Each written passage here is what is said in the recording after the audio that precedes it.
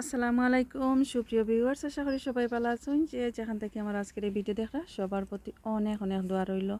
এই তো নতুন আর একটা ব্লগ নিয়ে এলাম, আশা করি সবার ভালো লাগবো যারা গার্ডেনিং ব্লগ ভালো পান। তো আজকের গার্ডেনিং ব্লগে আমি শেয়ার করি আর কচুর গাছ কীভাবে আমি গার্ডেনের টবের মাঝে লাগাই।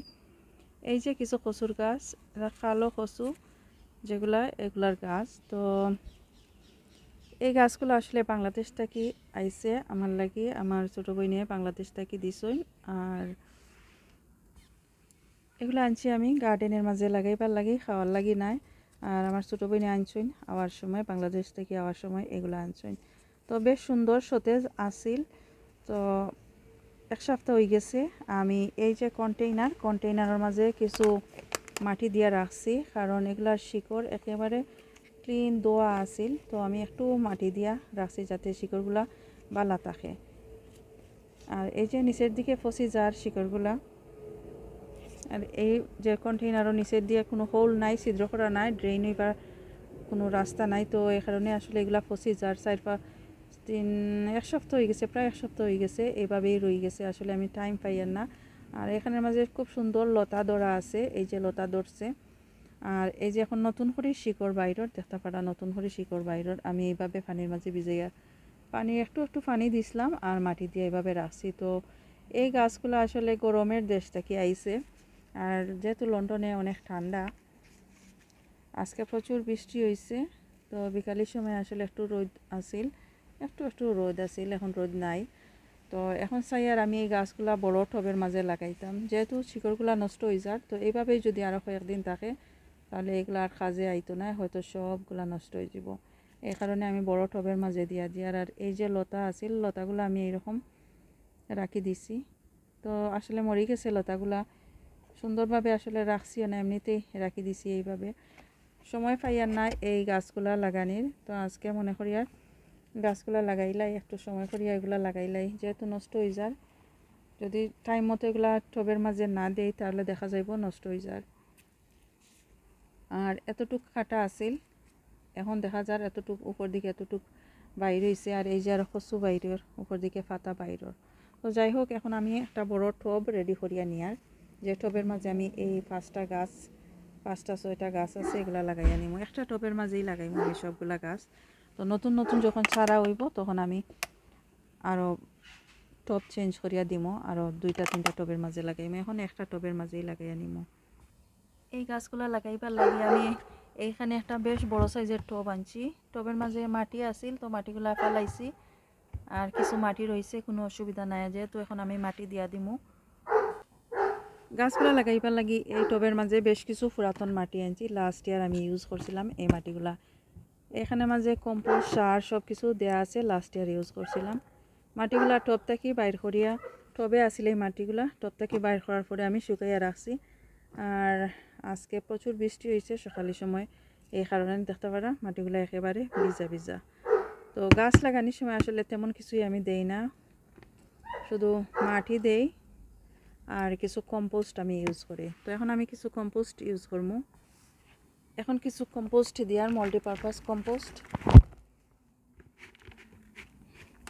প্রথম যখন আমি গাছগুলা লাগাই তখন তেমন বেশি দেই না কিছু, শুধু মাটি আর কম্পোস্ট দেই। মাল্টিপারপাস কম্পোস্টের সাথে আগের যে মাটিগুলো আছে সবগুলো আমি ভালো করে মিক্স করে নিই। আর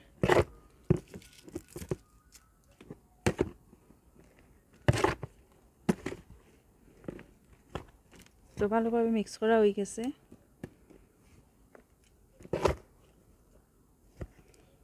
এই যে দেখতে পাটা এগুলা তাহলে কোনো অসুবিধা নাই, গাছের গুড়ার মাঝে তাহলে কোনো অসুবিধা হইতো না। কম্পোস্টের ব্যাগ আসলে খোলা আছিল, ব্যাগের মুখটা খোলা আছিল, তো পানি ঢুকে গেছে, ঢুকার পরে এইভাবে হয়ে গেছে। কম্পোস্ট দিলাম আর মাটি দিলাম, আর কোনো কিছু আমি দিতাম না। সব সময় আমি এইভাবে লাগাই। আর দেখতে পারা মাটি যে সম্পূর্ণ বড়ি আমি দিছি না, এতটুক অনেক গ্যাপ রাখছি, এখানের মাঝে অনেক জায়গা রাখছি। কারণ এই যে এখন আমি গাছ লাগাইমু, গাছ লাগানোর পরে গাছ যখন একটু বড় হইব তখন আমি অন্যান্য সার ফার্টিলাইজার যেগুলো আছে, কম্পোস্ট আরও মাল্টিপারপাস কম্পোস্ট এগুলা দিয়া আরও একটু মাটি দিয়া দিব। আর মুখের গাছ লাগানোর সময় একসাথে সব মাটি দিলে আসলে টব ভরে যায়, আর একটু বড় যখন হয় তখন আর মাটি দেওয়ার জায়গা থাকে না, তখন পর্যাপ্ত পরিমাণ দেখা যায় গাছ বড় না, যতটুকু আশা করা যায় ততটুকু বড় না। তো ধাপে ধাপে আসলে মাটি দিলে মুখির গাছের মাঝে অথবা কচুর গাছের মাঝে দেখা যায় খুব সুন্দর হইয়া বড় হয়, প্রচুর কচু ধরে।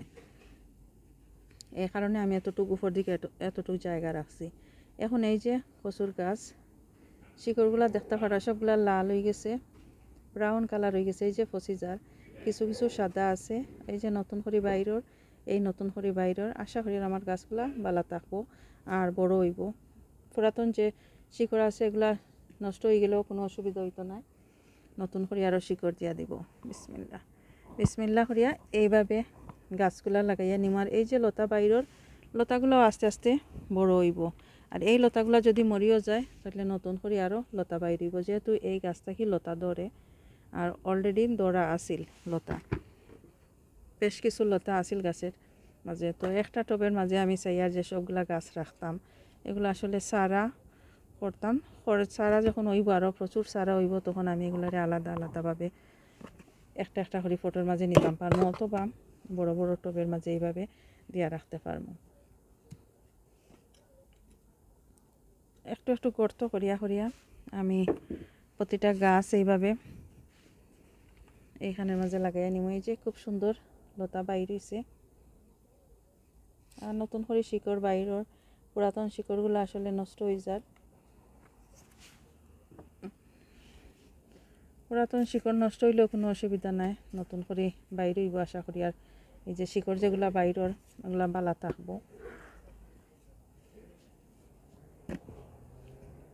এইখানের মাঝে আর একটা লাগাইয়া নিয়ার, আর উপর দিকে আরও কিছু কম্পোস্ট আমি দিয়া দিব, মাটি আর কম্পোস্ট। আর এখন যদি সব ধরনের ফার্টিলাইজার সার যেগুলো আছে এগুলো দিয়া দিই, দেখা যাইব শিকড় নষ্ট হয়ে যায়, গাছও মরে যায়। এভাবে আমি লাস্ট ইয়ার একবার লাগাইছিলাম, সব কিছু একসাথে দিয়া লাগাইছি, পরে দেখা যায় যে আমার গাছগুলো নষ্ট হয়ে গেছে। এরপর থেকে আমি বুঝতে পারছি যে গাছ যখন লাগাই শুধু কম্পোস্ট আর মাটি দিলেও হয়, গাছ যখন একটু সেটেল হইব একটু বড় হইব তখন সব ধরনের সার দিলে কোনো অসুবিধা হয় না। এই একটা চারা আছে, চারাটাও আমি লাগাইয়া নিয়ার।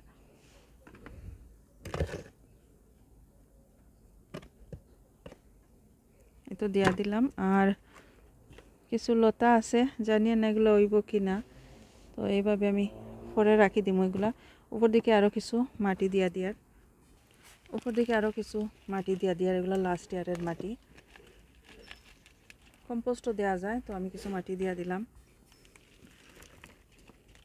আরও কিছু মাটি এইভাবে দিয়া দিলাম উপর দিকে,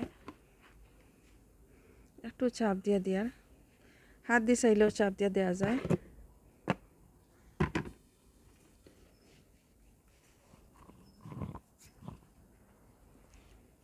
এই তো হাত দিয়ে একটু একটু চাপ দিয়ার, গাছের গোড়াটা একটু শক্ত হইয়া থাকতো, বেশি চাপাচাপি করলে আবার দেখা যাইব শিকড়গুলা নষ্ট হয়ে যায়।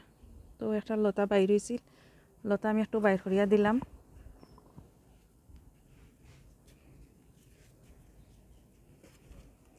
আর এই যে লতা আছে, লতা আমি এইভাবে রাখি দিয়ার,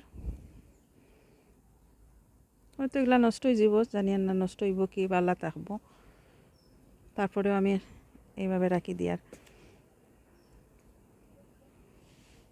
গাছ উঠেতে উঠল না উঠলেও কোনো অসুবিধা নাই, যে গাছগুলো আছে আমার এগুলো যদি বাঁচি যায় এনাফ।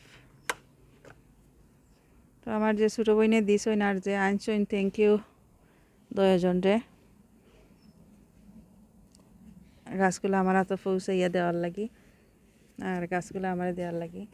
তো এই তো রেডি হয়ে গেল আমার গাছ, সবগুলা গাছ আমি এইভাবে লাগাইয়া নিলাম। আর